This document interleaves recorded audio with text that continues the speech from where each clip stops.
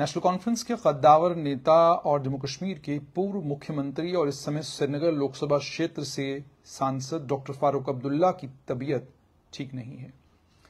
हालांकि वो अब रिकवर कर रहे हैं, लेकिन बावसूख जराये से ये पता चला है कि आज से लगभग हफ्ता डेढ़ हफ्ता पहले डॉक्टर फारूक अब्दुल्ला ने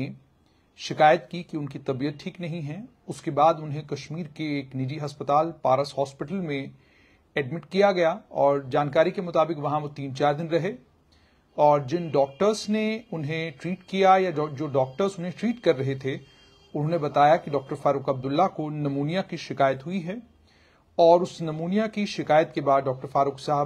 फारूक अब्दुल्ला 3-4 दिन पारस हॉस्पिटल में रहे और उसके बाद उन्हें डिस्चार्ज किया गया और इस समय वो घर पर हैं और रिकवर कर रहे हैं। यही वजह है कि जम्मू कश्मीर के सियासी मंजरनामे से आप डॉक्टर फारूक अब्दुल्ला को पिछले कई हफ्तों से आप उनको जम्मू कश्मीर के सियासी मंजरनामे पर नहीं देख रहे हैं। आपने देखा होगा कि डॉक्टर फारूक अब्दुल्ला एक्टिव हैं पॉलिटिक्स में और सिर्फ इतना ही नहीं बल्कि नेशनल कॉन्फ्रेंस के जितने भी प्रोग्राम होते हैं, चाहे वो प्रोग्राम वादी में हो, वादी के बाहर हो,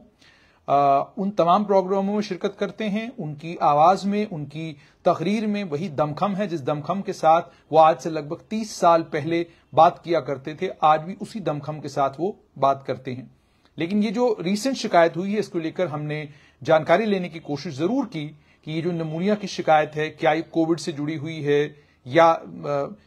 कोई और वजह निमोनिया की रही है, उसको लेकर कोई खातिर खा जवाब जो है किसी भी कॉर्नर से नहीं मिला। और आपने ये भी देखा होगा कि अक्सर बेशतर नेशनल कॉन्फ्रेंस के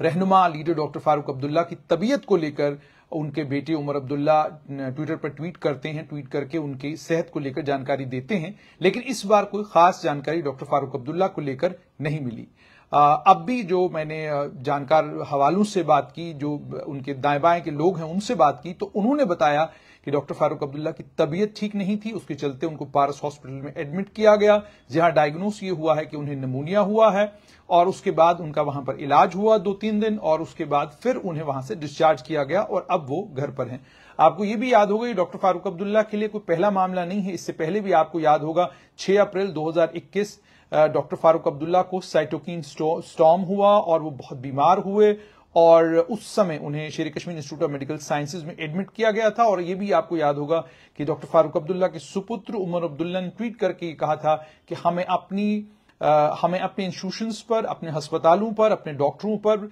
बेइंतहा यकीन है और बेइंतहा भरोसा है और हम मानते हैं कि जो स्किम्स शेर Kashmir institute of medical sciences का इंस्टीट्यूशन है, ये इंस्टीट्यूशन बहुत बेहतरीन है। इसीलिए मेरे पिताजी की तबीयत जब बिगड़ी तो मैंने अपने पिताजी को बजाय दिल्ली ले जाने के, बजाय कहीं और ले जाने के प्रेफर किया कि मैं उन्हें शेर Kashmir institute of medical sciences में ले जाऊं, जहां पर उनका इलाज मालजा हुआ। ये भी आपको बताएं कि डॉक्टर फारूक अब्दुल्ला की उम्र 86 साल के करीब है और ये भी आपको याद होगा कि 30 मार्च 2021 को doctor Farooq Abdullah Covid positive भी हुए थे और उसके बाद उनको होम आइसोलेशन में रहना पड़ा था। लेकिन 3 अप्रैल को डॉक्टर्स ने डिसाइड किया था कि उन्हें हॉस्पिटल शिफ्ट किया जाए क्योंकि उनकी तबीयत ठीक नहीं थी। और उसके बाद उस समय के director SKIMS doctor A D Ahangar ने यह कहा था कि डॉक्टर फारूक अब्दुल्ला की तबीयत आहिस्ता आहिस्ता जो है, सेहत जो है वो ठीक हो रही है और जो ट्रीटमेंट उनको दिया जा रहा है उस ट्रीटमेंट से वो रिकवर कर रहे हैं। और जब वो एडमिट उस समय भी हुए थे तो उनकी तबीयत बहुत खराब थी और उसके बाद जितनी भी मोडालिटीज ट्रीटमेंट की थी वो तमाम मोडालिटीज उनको दी गई, उससे वो आहिस्ता आहिस्ता रिकवर हुए। फिर लैब पैरामीटर्स उनके इंप्रूव हुए और उसके बाद उन्होंने ये चीज भी वहां डॉक्टर्स ने कहा था कि आप ये भी जानते हैं कि जिस वक्त कोविड का इन्फेक्शन, इससे पहले जब हुआ कोविड के इन्फेक्शन में सबसे बड़ी दिक्कत यही थी कि खतरा ये रहता था कि लाजमन जो है उसमें जिन लोगों को कोविड के बड़े भयानक असरात से गुजरना पड़ा, उन लोगों को निमोनिया की शिकायत हुई। तो डॉक्टर फारूक अब्दुल्ला फिलहाल अभी तो ये बताया जा रहा है कि वो स्टेबल हैं, उनकी तबीयत जो है आहिस्ता आहिस्ता वो ठीक होने लगे हैं और जल्द दोबारा से जम्मू कश्मीर के सियासी मंजरनामे पर डॉक्टर फारूक अब्दुल्ला दिखाई देंगे। यहां ये बताना आपको जरूरी है कि 31 अक्टूबर 1937 डॉक्टर फारूक अब्दुल्ला शेख मोहम्मद अब्दुल्ला के सुपुत्र उनका जन्म हुआ और उसके बाद डॉक्टर फारूक अब्दुल्ला ने 1970 की दहाई में जम्मू कश्मीर की सियासी मंजरनामे पर वो सामने आए और उसके बाद डॉक्टर फारूक अब्दुल्ला ने शेख अब्दुल्ला, उनके जो पिता हैं, उनके देहांत के बाद जो नेशनल कॉन्फ्रेंस की कमान संभाली और पहले एक चुनाव, फिर दूसरा चुनाव, 2 चुनाव जीते और 96 में तीसरा चुनाव बहुत भारी बहुमत के साथ जीता उन्होंने और मुख्यमंत्री रहे जम्मू कश्मीर के, और सिर्फ मुख्यमंत्री ही नहीं रहे बल्कि इस समय श्रीनगर लोकसभा क्षेत्र से वो सांसद भी हैं। तो खबर फिलहाल यही है कि डॉक्टर फारूक अब्दुल्ला की तबीयत नासाज थी और उस नासाज तबीयत के चलते उन्हें पारस हॉस्पिटल श्रीनगर में एडमिट कराया गया था, जहां पर वो 3-4 दिन रहे और उसके बाद अब वो घर पर हैं, जहां पर वो रिकवर हो रहे हैं और तबीयत आहिस्ता आहिस्ता उनकी ठीक हो रही है। और उनके रुफका और उनके अजीज व अकारिब जो उनके दाएं बाएं हैं, उनका कहना है कि जल्द डॉक्टर फारूक अब्दुल्ला दोबारा से एक्टिवली,